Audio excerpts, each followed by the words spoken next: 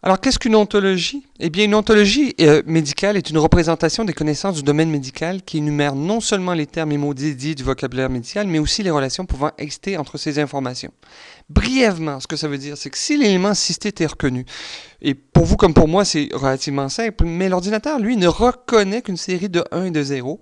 Et l'utilisation d'une ontologie médicale permet donc à cette série de 1 et de 0 d'avoir une signification particulière. Donc, brièvement, si l'élément cystite est reconnu ontologiquement, eh bien, cet élément porte en lui sa définition et toutes les autres informations connexes permettant d'activer des liens vers ces autres informations et donnant plus d'informations aux cliniciens dans le contexte de ces activités.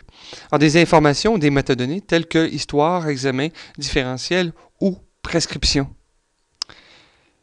Il est probable que tout élément reconnu ontologiquement vont pouvoir apparaître de cette façon, et tout élément reconnu ontologiquement et auquel est associé un autre contenu puisse apparaître de cette façon donc à l'écran, donc surligné. Ici, c'était une ressource d'histoire de phéochromocytome.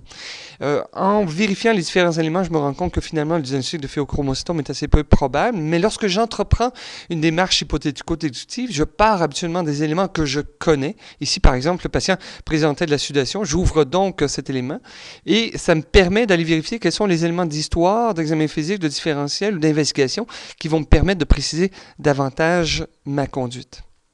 Et on voit comment est-ce que l'utilisation d'une ontologie, de moteur de recherche sémantique, ajoute énormément de puissance à ce type d'outil. Un mot supplémentaire sur l'ontologie et le moteur de recherche sémantique. On a pu voir que leur utilisation facilitait l'intégration des données les unes à l'intérieur des autres. Par exemple, sous cystite, au niveau de la thérapeutique, j'avais différents types d'antibiotiques, dont un, par exemple, qui était le Cipro.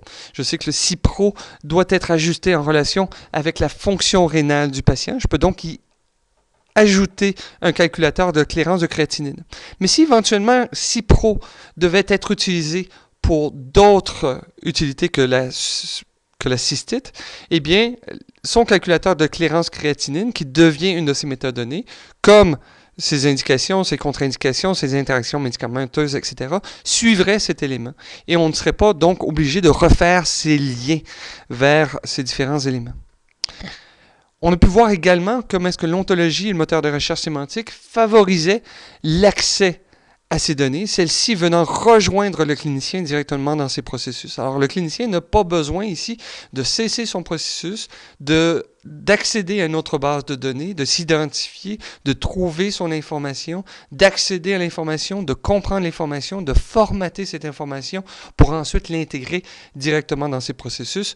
Tout cela étant fait d'un seul trait par la communauté de pratique.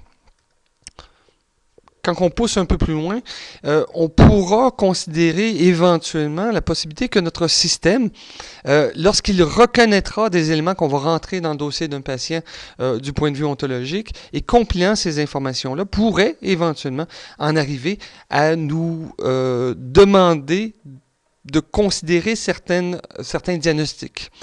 Et puis, ce sera à ce moment-là au clinicien de valider ou d'invalider ces possibilités de diagnostic-là. Encore une fois, on est très loin des systèmes experts, mais on voit comment est-ce que ce type d'outil est en mesure de faire du clinicien un plus grand expert. Puis je pense qu'on comprend fort bien à ce moment-là comment est-ce que sur cette base, nos ressources et nos standards sont en mesure d'évoluer de manière organique.